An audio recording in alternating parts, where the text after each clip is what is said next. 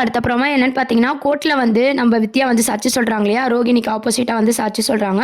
அதுக்கு எதிரா பேசினாலும், இவ பேசுவா அப்படின்னு சொல்லிட்டு அந்த ஃபோன்ல வந்து ஆதாரத்தெல்லாம் காட்டுறாங்க. நாங்க ஒண்ணா தான் படிச்சோம். இங்க பாருங்க.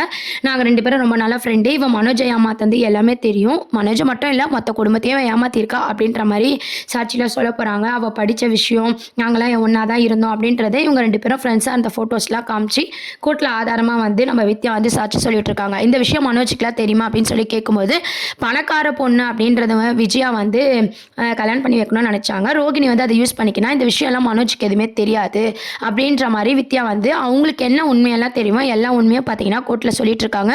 ரோகிணி பார்த்தீங்கன்னா ஒரு ஷாக்கே ஆகாமல் அப்படியே நின்றுட்டு இருக்காங்க. ரொம்ப சந்தோஷமா இருக்காங்க. என்ன தான் நீ சாட்சியை கூட்டுவா, என்ன பண்ணணும்னு எனக்கு தெரியும் அப்படின்ற மாதிரி வந்து நம்ம ரோகிணி வந்து அப்படியே திமிரா வந்து அப்படியே கெத்தா நின்றுட்டு இருக்க மாதிரி காமிச்சிருக்காங்க. வித்யா வந்து சாட்சி சொல்றாங்க. சேம் டைம்ஸ் பார்த்தீங்கன்னா மாமாவா நடிச்சார் இல்லையா அந்த கறிக்கடைக்காரு மணி, அவரும் வந்து சாட்சி சொல்றாரு. வித்யா பாப்பாவை எனக்கு தெரியும். வித்யா சொல்லி தான் இதை நான் நடித்தேன். நாங்கள் 2 பேரும் பண்ண தப்புக்கு ஒரு பரிகாரம் தேடணும் அப்படின்னு சொல்லி தான் இந்த கோர்ட்டில் வந்து நாங்கள் ஆதாரத்தை சொல்கிறோம் அப்படின்னு சொல்லிட்டு, பணக்காரெல்லாம் கிடையாது, இந்த பாப்பா சொல்லி தான் நாங்கள் நடித்தோம்னு சொல்லி 2 பேருமே பார்த்தீங்கன்னா ரோகிணி கிட்ட சொல்லியும் கோர்ட்டில் வந்து மன்னிப்பு கேட்குறாங்க.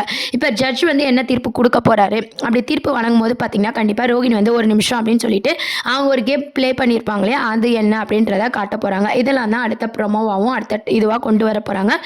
ஏன்னா ஏற்கனவே ரோகிணிக்கு தெரிய வந்துருச்சு வித்யா தான் ஆதாரம், வித்யாவை கொண்டு வந்து தான் பேச போறாங்க அப்படின்னு சொல்லிட்டு. அதை தெரிஞ்சும் ஏன் வித்யாவை கோர்ட்டுக்கு வர விட்டாங்க ரோகிணி?